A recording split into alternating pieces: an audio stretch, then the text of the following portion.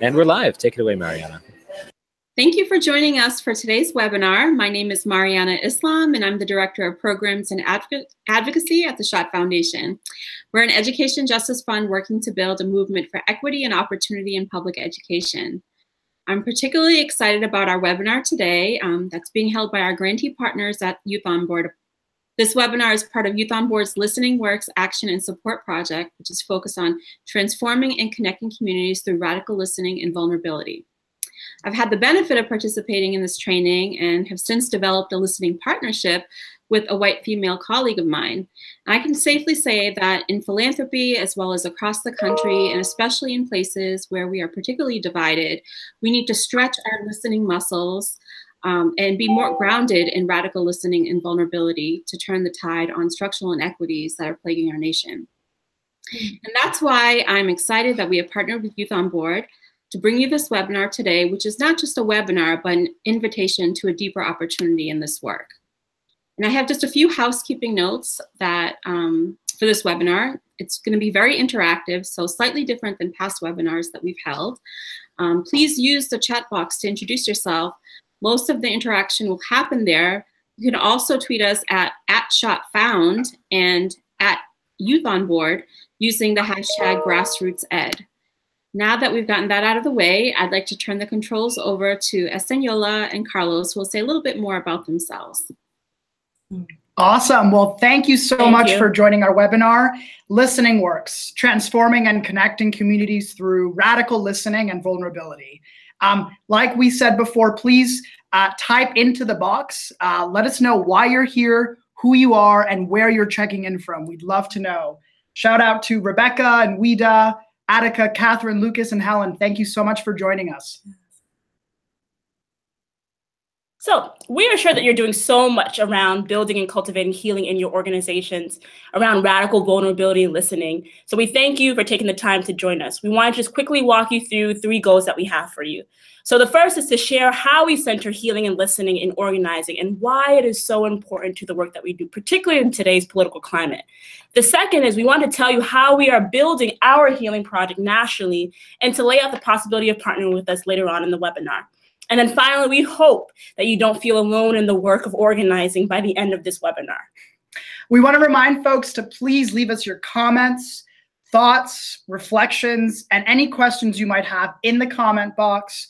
We will have a Q&A portion at the end of the webinar to try to address as many of them as possible.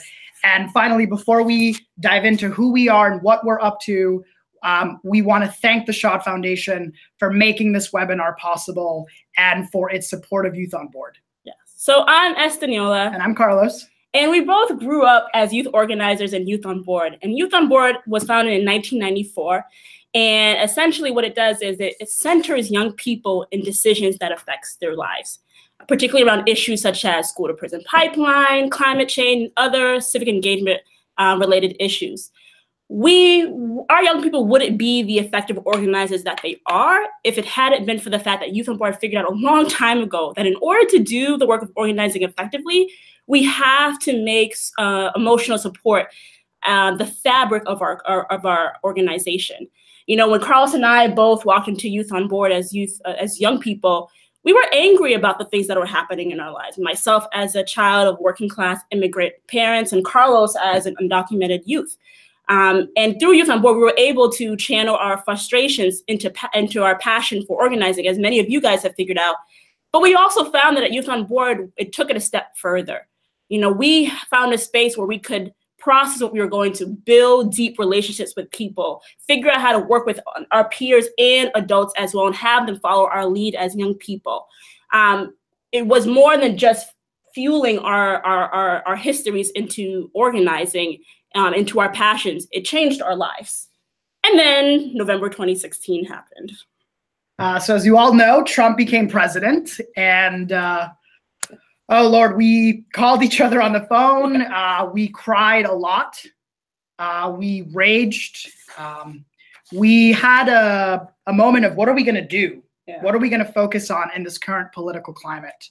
And that's when we decided to launch ListeningWorks, which is our Youth on Board project to bring the action and support model that had nurtured Estenola and I, that had changed our lives, And we wanted to bring it out to other movement builders, to other community leaders on the front lines of resistance, on the front lines of uniting communities that have been divided by the hate and the division of the country we live in today.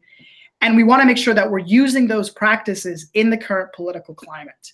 So as you can guess from the title of our project and the webinar, listening and then daring yourself to be vulnerable while being listened to is at the center of everything that we do. And you may be asking yourself, is that really all it takes, listening and being vulnerable? And we can say, yeah, it really is that simple. And a lot of you are already doing it. So before we give a light overview of the action and support model that grounds the ListeningWorks project and was founded by Youth on Board, we want to start with a quick survey. So I'm going to say a series of questions one at a time. And if it applies to you, I want you to say me. Just simply comment in the box me. If it doesn't apply to you, don't say anything. Or if you're too shy to answer, you don't have to say anything. So the first question is, how many of you have unfriended a friend or family member from social media since the elections of November 2016? Not any older. Thank you, Mariana, for being honest. Anyone else? We want to see those comments in the box. Attica, yep. Yep. Oh, I love the X. Yep. Oh, look at that. Okay. Yep. Okay. Some brave souls. Second question. Ready? How many of you have been in a situation where you automatically did not like someone within a few seconds or minutes of meeting them because of something they said or did? I've been guilty too. Any brave souls? Oh, we got two. Okay. Yeah. Yeah. Excellent. It happens. It happens. We're human. Last question.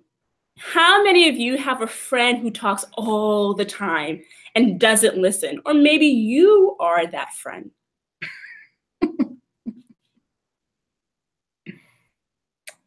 Yeah, a lot more quicker with that one. Excellent. Cool. That's great. Thank you for participating. So it looks like all of us are probably guilty of one or all three of those things, and that's okay, right? We know how upsetting it is to watch Uncle Tito wear his MAGA hat on his profile picture. Hashtag blocked, hashtag self-care. We get it. We get it. We get it, but despite people wearing Trump hats or saying silly things in this political climate about immigrants or other groups that are being attacked, it's still really important to be able to hold on, even if it's for dear life, to some perspective that gives you a window into the humanity of whoever it is that you're in an argument with or you're trying to mobilize or whatever the case may be. I mean, we try to hold that out at Youth on Board and through our ListeningWorks project. You know, the perspective that we try to hold out is, you know, hurt people get hurt, or hurt people hurt other people. And that's what we figured out to hold out in order for us to do our work effectively. If we can't remember that, then we don't want to talk to maybe half the country, particularly in this political climate. And so we encourage you to use our perspective and grapple with it. We grapple it all the time, or come up with your own, whatever will help you to remember that there might be a shred of goodness in somebody in whatever you're trying to do around your organizing work. That's right. And the reality is, folks, that we all carry baggage, right? All of us, and that it's okay. And some of it fuels the work that we do, and some of the baggage isn't so helpful to us anymore. We carry it in the bag, we let it spill, it trails all over as we walk about through our lives. And what we want to aim to do is we want to create an organizing and movement culture that is kind to you and your baggage, right? That allows all of us to come in just as we are, and where we can actually show empathy and kindness towards each other. We truly believe that that is the kind of culture that will allow us to connect to communities that don't necessarily look like ours. And that's the kind of culture that's going to let us use radical listening and radical vulnerability to connect and transform those communities. So a lot of what we've learned in creating cultures of understanding, radical listening, and vulnerability, we've learned from our young people, of working with young people. I used to be a former teacher, and I used to be so shocked that every time I had a spat with a student, one day, the next day they'd go, "Miss, how are you? How are you doing?" And I'm still carrying the feelings of the fight from before. We figured out that young people have an incredible way of holding on to the goodness of people, and they don't let that deter them in pursuing relationships and pursuing big things in their lives and wanting to be the center of the decisions in their lives as well. Right. We know that if this can be true of young people, we can hold it out for adults, all people. So we wanted to share with you a few tangible things that we've learned around support. So our action and support model, we're going to do a very light overview. The first part of our webinar will be about what support strategies have we figured out from working with youth organizers that are helpful in building connections and fostering deep listening in organizations. And then the second half of our webinar will be about action. How do you actually take what you've done with support in your organization and put it out into the community so that your communities feel supported as well? So take notes. So for some of you, this may be new, some of the things that we share. And for some of you, it'll be a reminder. Whatever the case may be, we totally encourage you to have this be an interactive webinar. Feel free to chime in with what you figured out around support, what you figured out around action. We hope that the comment section will actually be a holding space for many, many tools that anybody post-webinar can go to and say, "Hey, I want to try this out and see, how it makes my work more effective." Sarah, I want to acknowledge that we see your question. We'll hold that question for the Q&A. It's an incredibly important question. Sarah asks, why are adults not like that? Yes, we'll get to that in a little bit. So the first support tactic that we love that has been so useful in the work that we do is laugh and play, right? Now, when was the last time you had like a really long laugh, the kind of laugh that you can't stop no matter how hard you try, and that makes your stomach hurt by the end of it, right? And when was the last time that you got to run around that wasn't for exercise? One of our biggest missions as Youth on Board is to dispel this notion that adults aren't allowed to laugh and play, or that adults don't even want to laugh and play. Of course we do. Laugh and play is incredibly important to us as human beings, and yet it gets knocked out of us by every possible institution in our society. So we'd love to know, and we're curious, how many of you who organize adults start or end meetings with games? And again, you can respond with me, and if you have any suggestions of games, feel free to share them as well. King or kid, last night with my fiance, did you get to laugh a lot? We're so glad. That's so great. So how many of you start or end your meetings with games? Susan, Catherine, awesome. That's hilarious. Good to hear that. Janice, that's awesome. Yep, icebreakers are great. Sweet. This is great. We know that a lot of particularly youth organizers have caught on to this, that you want to start and end meetings, especially those difficult ones, with games. And what we'd like to challenge you to do if you organize adults is to also start or end your meetings with games. So we have a couple of suggestions that we think will be helpful to you. One is partner tag. Yep. So one game that we do often at Youth on Board, and again, any game will do, just get people laughing and playing. But partner tag is you're in a meeting and maybe things are static, or you want to liven things up, or you want to end it well. If Carlos was my partner, or the person sitting next to me, he'd be my partner for tag. He'd be my only partner for tag. And we would run around the room. I'm chasing him to tag him. And then once I tag him, he's coming around and chasing me to tag me. And it's just between us two. And everybody else in the room is doing that with another partner as well. And you can imagine how much fun that can be, being so chaotic, where people are, bumping into each other just so they can find that one person that they're on a mission to tag. So try that one out. It's so much fun. A second game that you might want to try is Where the Wind Blows. And Where the Wind Blows, you set yourself up as a group in a circle. One person volunteers to stand in the middle, and you want to have one chair less than there are people. The person in the middle has to say a statement that starts with, "The wind blows for whoever fill in the blank, something that applies to them, and hopefully something that applies to a few other people in the circle. Yeah. So if I was standing in the middle of the circle, I would say, the mighty wind blows for anyone who is wearing a hat or anyone who's wearing glasses. You could even get a little more personal, like anyone who has one sibling or a younger sister. This is a really fun game that gets people moving, gets people noticing who is in the room, what are they wearing, what are they like, what is their life about. And again, it gets people moving, and that's always a good thing for games. Yeah. Now, we're seeing that we're getting in some comments like almost never. We often do an icebreaker, which is totally not a game. So Lucas, we challenge you to actually make it a game. We're seeing Kim, you start by celebrating success. That's awesome.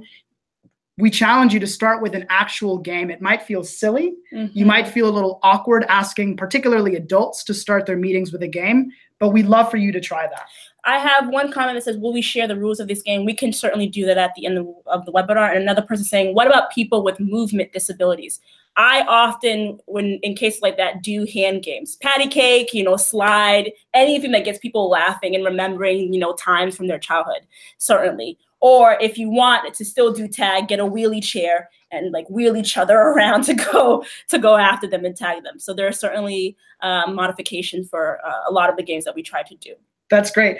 Mishray, yes, the person has to switch chairs. Once the statement has been said, folks to whom that sentence applies to have to get up and run around and find a seat that wasn't next to theirs. So the mission is for the person in the middle to finally find a chair.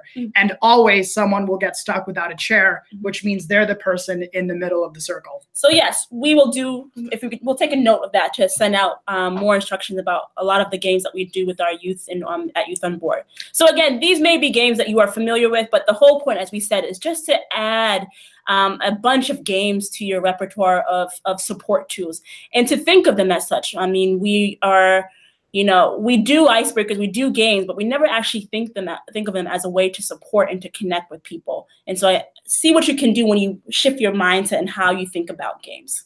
So we have little takeaways for you every time we talk about something. We'd like for you to take something away and try it. So our takeaway for Laugh and Play, like we've been saying, is try starting your next organizing meeting or even your next community forum or event with a simple game.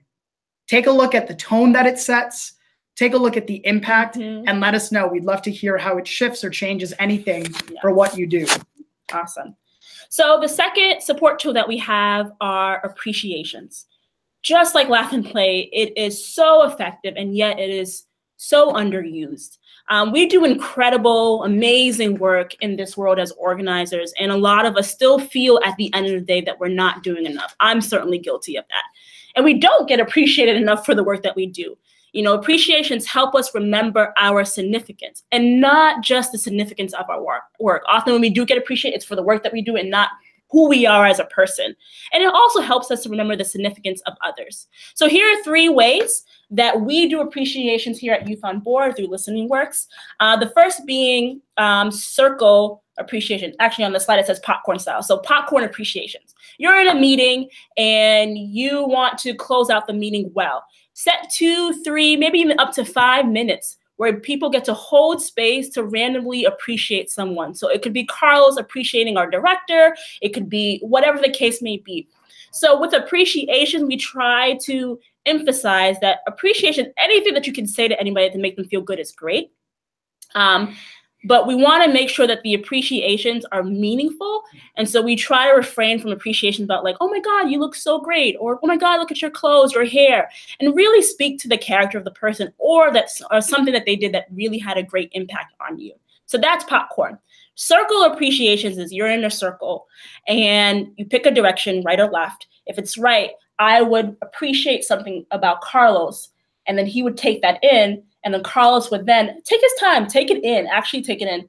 Then he would transition and appreciate the person to his right, and do it and keep doing it until it comes back to where it got started. And that's also really effective because sometimes people sit next to people that they don't necessarily know, and it really forces them to think well about that person and think of something like, man, I've only sat next to you for 5 minutes, but what is something that I appreciate about you? Maybe it could be something they said, a mannerism of theirs, whatever the case may be.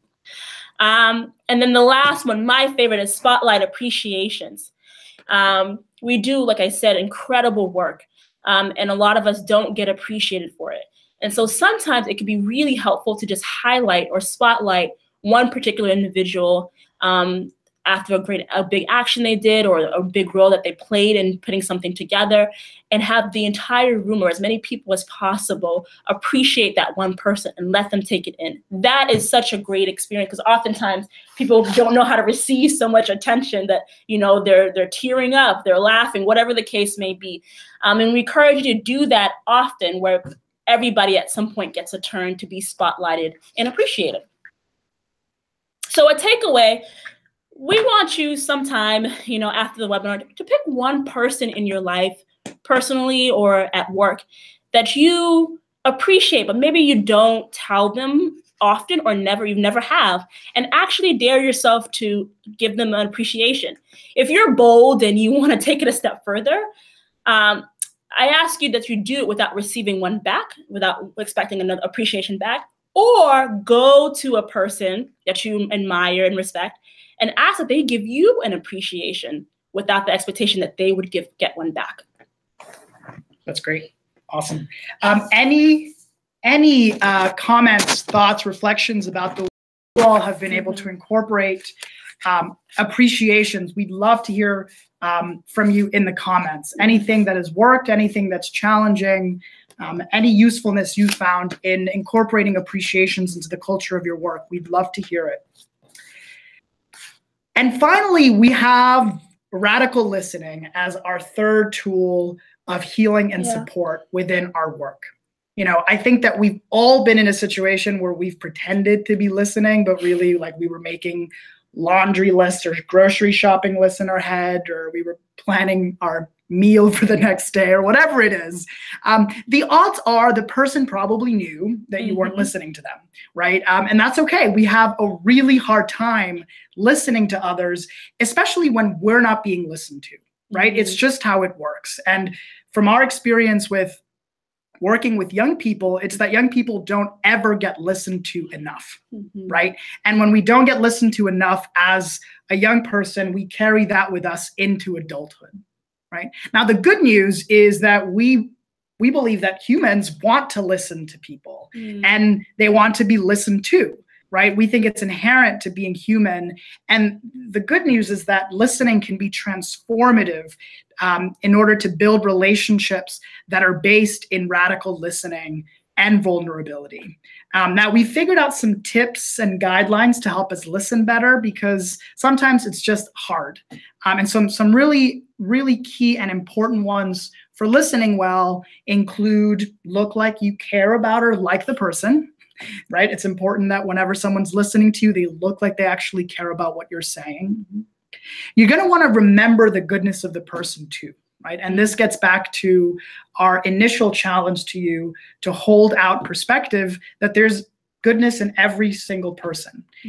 Why do we ask you to do that? Well, because it's going to be really hard to listen to someone unless you can hold on or believe that there is some kind of goodness in the person. You're going to want to listen warmly. That means get relaxed, show them that you care, show them that you're receptive. And the last really important thing about this is that you want to also speak from the heart, right? That when you are being listened to, you're going to want to dare yourself to share just a little bit more than what the weather is like. You want to share with the person how you're actually feeling. Trust that the person wants to know, and trust that you're actually being listened to. So we could give you all the tips in the world, but it won't be helpful if we're actually doing meaningful listening consistently. And so we actually at Youth on Board found a way to carve out time to have structured listening in our organization that fosters radical listening. It's through something that we call listening partnerships. And so listening partnerships is where two people in our organization carve out time, intentional time. Say if we only have 10 minutes before we go do a big meeting, myself and Carlos, we would share equal time. I would get 5 minutes for Carlos to listen to me, and then we'd switch, and then I'd give 5 minutes for Carlos so that he can be listened to. And you can talk about whatever it is that you want. And the reason why I just want to say that we do equal time sharing is that it helps guard against where in our society there are certain identities who are so used to talking so much. And then there are others that are so used to being the listener. So equal time kind of guards against, you know, the effects of oppression, and equal time guards against the effects of power dynamics. You know, if Carlos was my supervisor and I'm the person under him, you know, equal time kind of emphasizes that we're on equal playing field here. In listening partnerships, it's so important that we primarily listen. I mean, I know I've been in many situations like this. I'm sure you guys have as well, where you wanted to be listened to and somebody cut you off and said, wait, I got it. I'm going to fix your life right now. And most of us, we're not necessarily looking for advice or for our lives to be fixed. We just simply want to vent and have that person listen to us. And so we refrain from giving advice during listening partnerships. Doesn't mean it never happens, but if advice is given, let it be because that person asked for it rather than enforcing it on that person. Instead, without taking up too much of that person's time, you may want to ask, you may want to say, or you know, share a little bit more deeply. Where does that come from? Why is that the case? You know, just to get that person to feel comfortable enough to keep sharing. So that leads into the third thing about listening partnership is that radical vulnerability is possible with listening partnership and certainly encouraged. You know, many of us don't really get a chance, especially in organizing spaces, to really share deeply about why we do the work that we do or the emotions that we carry. And so in listening partnerships, if somebody starts to show emotions, whether it's joy or sadness or crying, we encourage it. Because we live in a suppressive society that shuts those things down.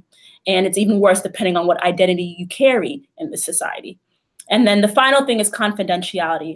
Everything will fall to shreds in listening partnerships if we don't honor confidentiality. Whatever is said in that time, whether it's 2 minutes of time or 10 minutes total of time, stays there. And if there's any time that it needs to be shared, you must ask the person who shared for permission, and they get to say yes, and they get to say no, and it be honored. So a takeaway that we want you to try post-webinar, and again, we're going to give you a whole bunch of takeaways. You choose which one you want to do and which ones are most useful. Put a timer on and do a listening partnership with one person this week. You know, share time and trust that they want to listen to you and can handle listening to you, you know, and think of more listening and less advice. And feel free to actually set up the listening partnership how it best works for you. And tell that person how you want to be listened to. So this was a light overview of our support strategies in our action and support model. For more strategies for bringing support to your workspace, your personal life, all these things that we're learning at Youth on Board that we grew up in as youth organizers and now are doing through our national project, ListeningWorks, we also apply in our personal lives as well. So it's not just limited to the work of organizing. So if you want more information about that stuff, visit our website at youthonboard.org/listeningworks. So we've got a question from Rebecca Slabby. Thank you. How do you really honestly share with someone who holds more power in an organization than you? Speaking your truth can sometimes get you fired. That is an incredibly important question. And we know that listening partnerships can be difficult in situations where your job depends on saying certain things or not. We are part of organizations where there's interpersonal conflict at every turn. One of my favorite parts of coming to work is having a listening partnership with Esty. I love knowing that, like, whenever things get tough, if I'm losing concentration, if I'm having a rough day, I get to say to Esty, Niola, can we just do a listening partnership? And we almost always make the time for it. So we say, start your listening partnerships with people that you trust and care about. This is first and foremost for you, right? Before you try to use listening partnerships to solve a problem, to tackle a conflict, use it with the people that you love. Like Mariana said, she came to our training and then she walked away setting up a regular listening partnership with someone that we know she trusts. Start with the people that you like, that you love, that you trust. Build your ability to use the listening partnership process, and then you get to think more about, well, how do we do this with people that are in different power levels, people that might have conflict with each other. We use listening partnerships on a regular basis, but we also use them to tackle conflict. It is way easier to think about conflict if people are sharing time and going back and forth, thinking and talking and saying how they feel. And we would love to keep sharing more about how we use listening partnerships. At the end of the webinar, we'll talk about opportunities to get more in-depth training and support from our project. Great. So we talked about laugh and play and the importance of games and laughing. We love to see that some of you are already doing that. We talked about appreciations and how overlooked they are, but how incredibly powerful they can be. And we love to see that some of you are already using them in different ways. And then we talked about radical listening, the need to follow guidelines to listen well, and the importance of structuring listening so that it actually happens and so that it works for people. And we know that the more you practice these things, the more bandwidth, we like to say, you'll have to foster empathy and to foster kindness and to foster listening in your communities, right? The more you're getting love, joy, play, listening, the more you'll get to do that for the communities that you serve and the communities that you're trying to connect. So we just talked about support for you and your organization, and now we're going to shift into looking at how do you apply those skills into action. And we're going to do that by going over one skill that we love to use. And then we're going to go through 3 community engagement tactics that have worked for Youth on Board for many, many years. So I'm sure that a lot of you, if not most of all of you, have been in a fight or in a conversation where everyone talked over each other or people went silent. People walked away hating the other person. No one was listening to each other. There wasn't really any attempt to actually communicate, right? We love to use the affirm, bridge, and connect tactic. It is a really useful technique to make sure that people are listening to each other and to make sure that people are communicating in a way that actually works.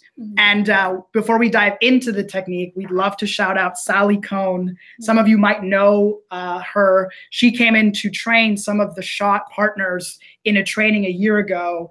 And I hope she knows and figures out in some way that we are using her technique to train people to talk to others. The ABC is extremely useful in almost any situation, any conversation that you're having, any argument that you're having, including with your partner, though we can't guarantee that it'll prevent a breakup. And you can use it at the door for any political or for any door knocking campaign. So let's start with affirm. So in this conversation or heated discussion, whatever it may be, you want to make sure that you affirm something about the person that, first of all, holds on to their humanity and has them believing and trusting that you want to hear their opinion. You don't have to sacrifice your beliefs or your values in order to do that. It could just be acknowledging that that person is angry. Wow, you know, I totally hear you. You're sounding very angry. Just acknowledging the feeling could be enough to affirm them. You may also just want to agree with something that they did say, if it's true. So if they said something that was true, you'd be like, I agree with X, Y, and Z. Anything that allows you, like I said, to create a safe space where that person feels like you're not walking away with them or from them, or you're not trying to impose your own ideas onto them, but you're really respecting what they are bringing to the table, even if you don't necessarily like how they are bringing it to the table. That's great. So affirm people. Yeah. Bridge. Bridging is simply the skill you need to shift from listening to someone to sharing your perspective. We always want to be careful to not use language that negates the person's perspective, right? So the most common way that we typically communicate is to say, yeah, I hear you, but, right? And we all know that anything that came before the but was a lie. Instead, we want to make sure that we use phrases and language like, and, right? I also think, or the way I see it is, this allows you to preserve the trust in the conversation, and it allows the person to know that you are taking their thinking as seriously as you're taking yours. It will not work to communicate with someone if they don't know that you are open to and respecting their thinking as much as your own. It doesn't mean that you have to agree with their thinking. And that's a common misconception. But it does mean that you have to be willing to listen to what they have to say as equally as listening to the things that are running through your head. And finally, connect. A lot of us hide behind facts and statistics because frankly, it's easier to say, well, 60% of blah, blah, blah, versus actually sharing how a policy issue or an action impacts you or the people that you love around you. So when we want to connect, we want to use our personal perspective and experiences to make our point. This calls on you to be vulnerable, yes, and it calls on you to be vulnerable in a way that might be uncomfortable, especially if you don't know the person that you're talking to. But connecting through personal experience, I think this because I've gone through this or I've seen the way this impacts people that I love is much more effective than throwing numbers at people. So now we're going to do an impromptu role play of the ABCs. It's a tool that requires a lot of practice, especially prior to even going to a door and knocking on it and having a conversation with the person or, you know, trying to mediate a conflict. And so we're going to do a quick ABC exercise so you can see how it looks like. Carlos will be a canvasser. I will be the person at the door. The only thing that we need help with is that we don't have a topic yet. So you have 30 seconds and type in any topics that are relevant to today's political climate or you see in the news or anything that applies to any campaign or actions that you're doing. And we're going to take that topic and try to have a difficult conversation at the door based on that topic. All right, go. So we're looking for topics that you're working on that you care about. Ooh, okay, Mariana, NFL boycott. All lives matter. DACA. Thank you, Michelle. Save supportive schools. Increased funding for public education. Oh, those all sound really great. We'll give you 10 more seconds for anyone else to throw anything out, and then we're going to choose. So justice, gun safety. Ooh, okay. Climate change. Let's go to prison pipeline. Should we do gun safety? Okay. All right. Okay. We're going to go with Susan's gun safety. Susan, and Janice. Okay, 2 people. Okay. Okay. Oh, these are all so good. Wow. Okay, these are all so good. These are great topics for next time we do this. Okay. All right. We thank you so much. We got so many suggestions. I think we would go with gun safety. Okay, let's do it. All right. So gun safety is huge right now. So let's try to have a conversation with gun safety. I'm a canvasser and I'm going around the neighborhood.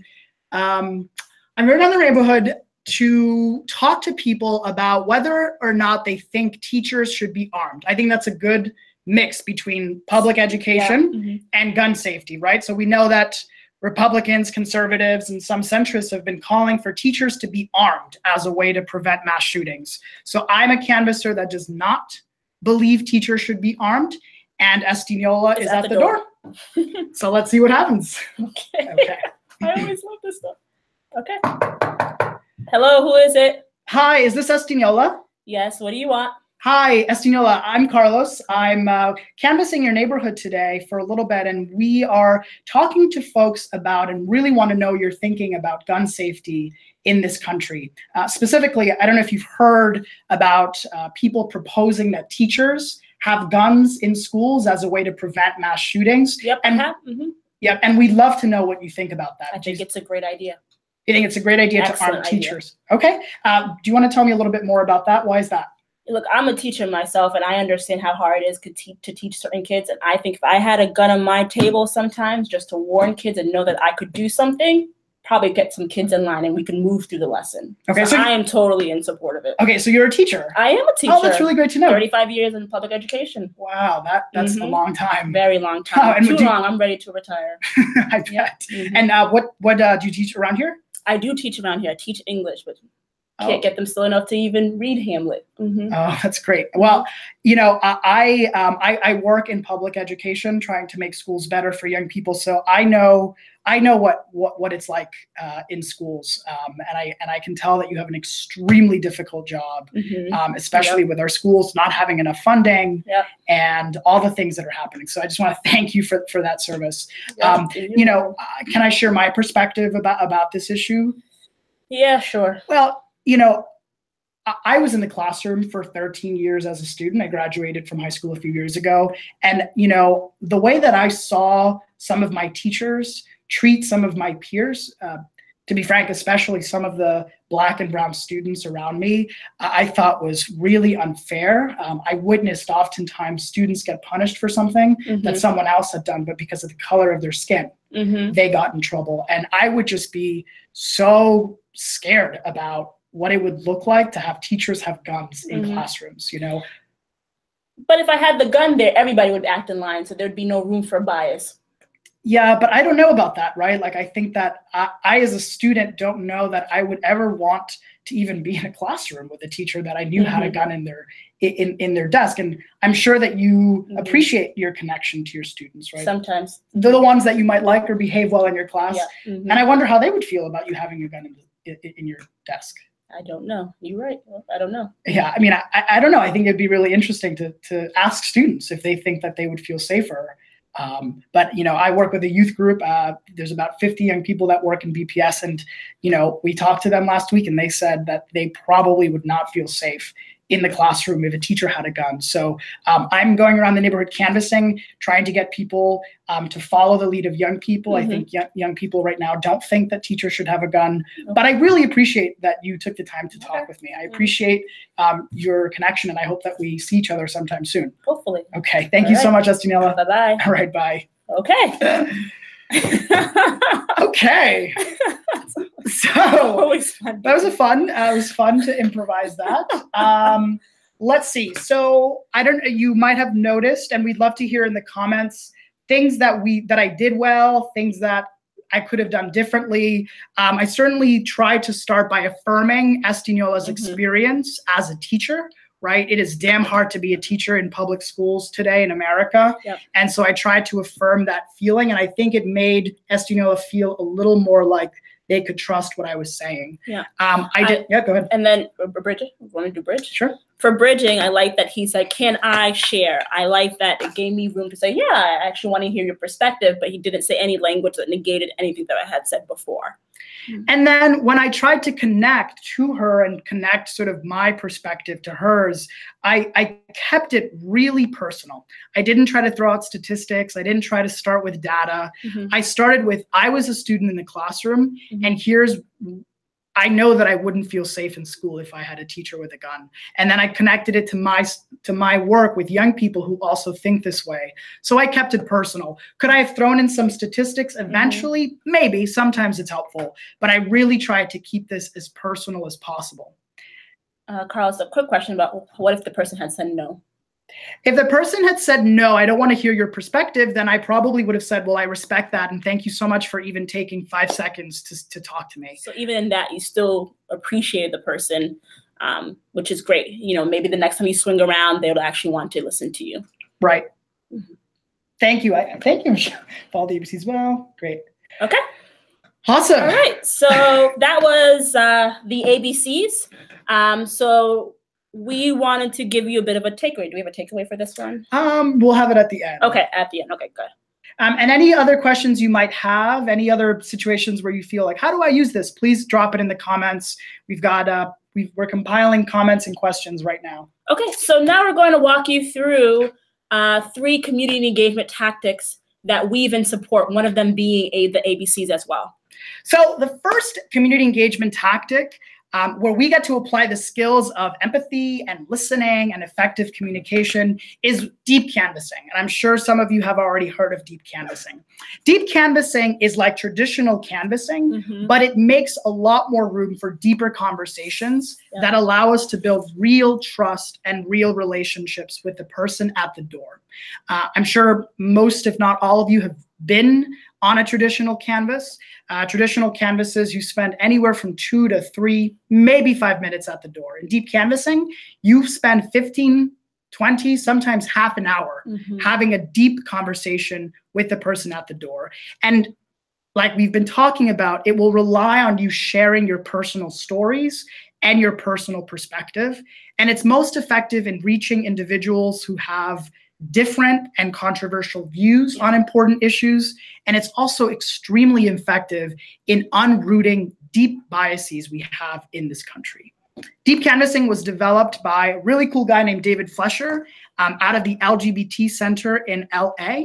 They brought this model to a red district in Florida, and they tested it to see whether or not it would be more effective in shifting biases against transgender people. They put deep canvassers at the door in a red district, and what they found was that, yes, this model is way more effective in moving people on controversial issues. We have used at Youth on Board deep canvassing on issues like gun violence in our communities. We've used it on issues like school discipline, and we've used it on issues like school funding and charter schools, all of which are issues that divide our communities in more than one way. So deep canvassing is one of our favorite tactics, and we hope to share a little bit more about deep canvassing later at the end of the webinar. So second community engagement tactic that we utilize that centers support and listening are listening projects. And essentially what you do is you go out into the community to not collect data per se, you know, like a traditional survey, right? That takes the human piece out of it, but to collect voices and stories and to be connected to people. So what it looks like is you and your organizer, maybe you're interested in learning about a particular issue, or maybe you are surveying the community so that you can figure out an issue to work on. You go to where people are at in groups. So train stations, malls, barbershops, wherever people congregate, churches, wherever they congregate. And you position yourself and you ask that they be listened to about a particular question that you have for them. So every year at Youth on Board, our young people do listening projects in the community at train stations. Around the time that young people are coming out of school, they position themselves to ask young people as they're going through the train station questions about school discipline for work that we do around the school to prison pipeline. And a question that we often ask people is, what is the silliest thing that you've ever been suspended for, or the silliest thing that you've witnessed somebody else be suspended for? And it's a great opportunity for us to get information about that, but for people to share, you know, long-winded stories about, like, I can't believe this happened to me, and they share all their feelings. And from those stories, we've been able to actually uproot the code of conduct in Boston to make it become more restorative and less punitive. And then from that, we also took it a step further and created a Boston Student Rights app that informs students of their rights in schools. So you can't be suspended for some certain silly things. And it also helps them to hold accountable teachers and administrators who violate intentionally or unintentionally their rights. That's great. So a reminder that if you have a question, or if you've ever done a deep canvas or a listening project, we'd love to hear what you've figured out and what you have done. The third community engagement tactic that we think is going to be critical now more than ever in this political climate is a healing circle. And again, we'd love to hear if you've ever attempted or tried a community healing circle. Our style of community healing circle is rooted deeply in restorative justice practice and equal time listening. So we're in a circle format. We use mementos and pieces of our lives that matter to us, like music. We put on music. We bring in art. We bring in anything that reminds us of who we are. And one important aspect of our circle is that we like to keep it real by focusing on how all of these systemic oppressions that are coming at us have a direct impact on us as people day to day. Meaning we're not afraid to help people look at where they've been hurt personally by oppression. And we use everything we know about creating safe space, building a trusting space, and everything we know about building relationships based on listening to help people look at and work through those hurts. So yes, there's crying, there's laughing, there's shaking, there's screaming. Those are the things that help us as human beings process all of the hurts that have happened to us. When do we organize healing circles? Where we organize healing circles when there's crisis. We organize community healing circles around topics that matter to our communities. Well, 2 years ago, we organized a beautiful community healing circle in response to the Pulse shooting in Orlando that left 50 people dead. And we were intentional about bringing in the Muslim and LGBTQ community and our allies in order to have that healing circle.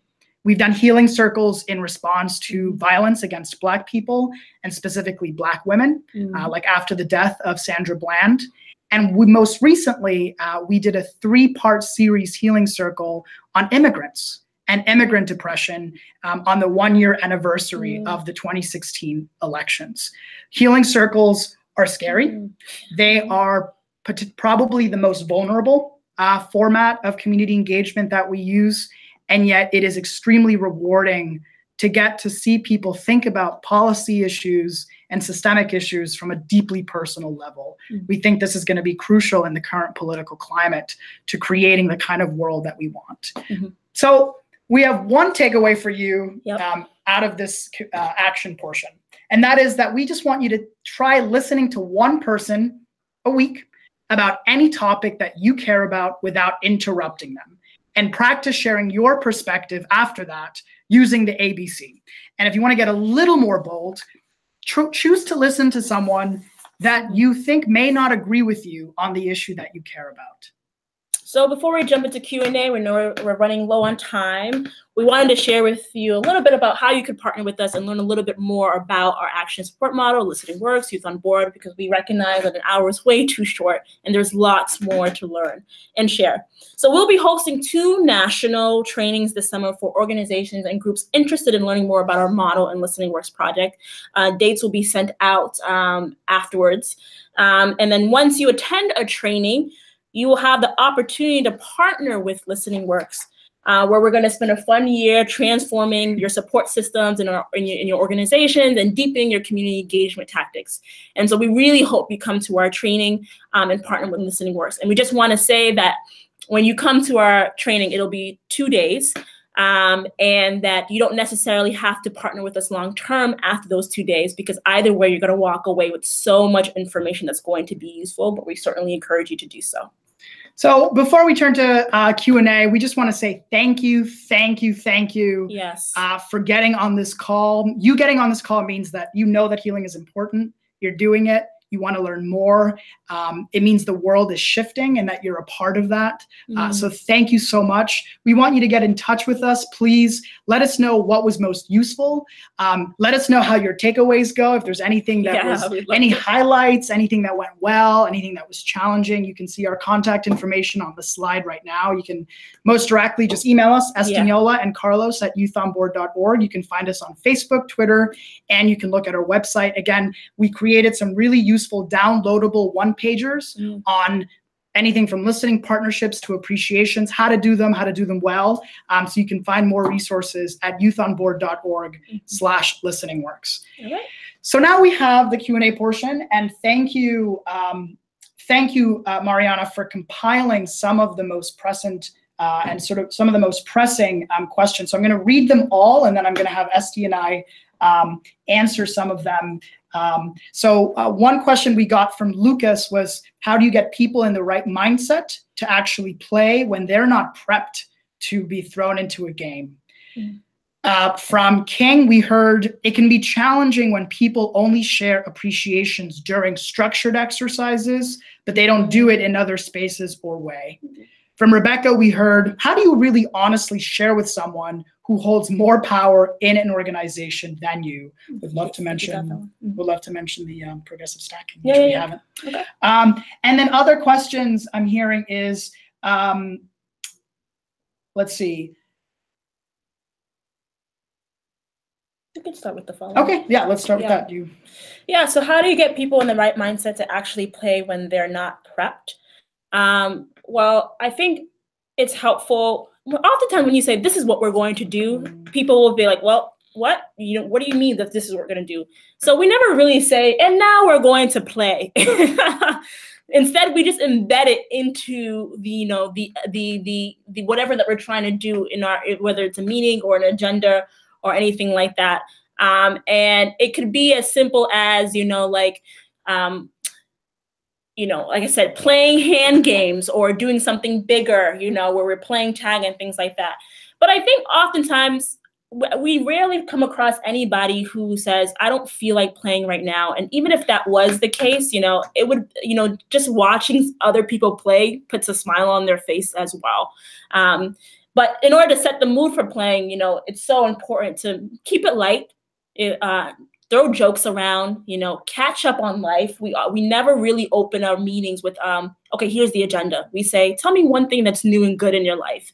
And so people get to share about their lives first. And then that naturally just sets the mood for like, okay, we already started with connecting. Why not continue connecting? And games are a useful way to do that. That's great. The question about appreciations and how hard it is to have people give appreciations in a structured way, but not in any other space. I mean, that is really difficult. We live in a society that isn't structured to encourage people to appreciate each other all the time, right? Mm-hmm. We're actually pretty much set up to not appreciate and do the opposite, criticize everything that went wrong. And so, you know, the first thing that I thought is like, it's actually okay if appreciations only start out happening in a structured way. Mm-hmm. I think the more people practice giving appreciations and getting them back, the more folks will feel comfortable. I mean, Esty and I, even we have a hard time appreciating each other out of appreciation exercise. Esty's really great at initiating an appreciation, mm-hmm. but it's a lot harder. It's okay that if it doesn't happen outside of a structured way. It's why we give structure to so many of these things that go against the way our society is structured. Mm-hmm.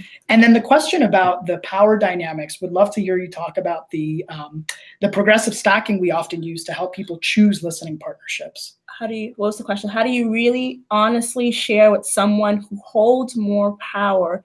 And okay. So one thing that we didn't mention is we do something called progressive stacking when it comes to choosing listening partnerships. And essentially it is, if you're in a group setting, you know, to acknowledge that we live in an oppressive society where certain groups don't necessarily get to, you know, choose, don't get to speak aloud, don't get to just take up space.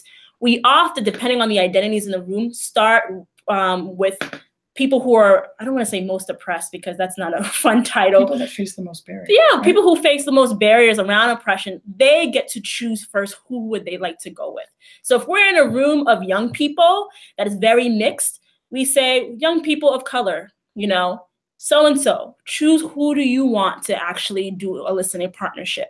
And then they choose. And then we go, okay, white young people, you choose. So what we're going by young people of color, young white people. Then we're going into adults of color, white adults. And then what you find is that often people feel comfortable doing the listening partnerships and the power dynamics are not an issue because they got the choice to choose who they want to listen to and who they want to listen to them. A word of caution, some people will have feelings about that, right? They will feel, and they can be people of color and they can be white people or they can be younger people, older people who feel, well, this isn't fair to others or, you know, this isn't fair to me. And what has been really useful is for Daniela and I to be prepared to just listen to them, right? Their feelings are coming from some valid place, even if, you know, they're misplaced or misguided in the circumstance. We like to listen to them, affirm how they're feeling, and just explain to them really patiently why it is that we do that. Oftentimes we absorb people into our listening partnership, right? If they feel really uncomfortable with the process, we say, well, join us. And then we do a three-way to really hold them and let them know that we care about the fact that they're struggling with this process. Yeah. Do we have any other questions? Great. I'm glad that the progressive stacking idea is useful. Showing up for racial justice, Louisville is doing deep canvassing in predominantly white neighborhoods to engage in conversation focusing on police violence and institutional systemic racism. Attica, we would love to be connected to whoever's doing the Louisville deep canvassing. That is so great to hear that an organization like Surge is using deep canvassing to tackle these deep issues. That's so great. Okay. All right. If there aren't any more questions, Again, we just want to say we thank you so much for joining our session, this webinar, and we'd love to be in touch with you. You have our personal information. We'll put it up again. We'd love to be in touch and hear how things are going, to collaborate with you, partner with you, and we'll hand it off to Mariana. Thank you so much. Thank you. Thank you both so much. That was pretty amazing. And definitely take some time to look at some of the comments that came in. Thanking you all again. This is a very needed tool that we need to have in our belts, right, for the work that we know is happening and still to come. And so thank you, Esty and Carlos, for this very informative and engaging and quite fun webinar. And I'd like to also thank everyone for joining us today. And to stay connected with us, we invite you to join SHOT's National Opportunity to Learn Network at our website on shotfoundation.org. And you can also follow us on Twitter at ShotFound. And please do also subscribe to our YouTube page, where you can tune into more of these upcoming webinars. Thank you, everybody. Awesome. Thank Bye. you.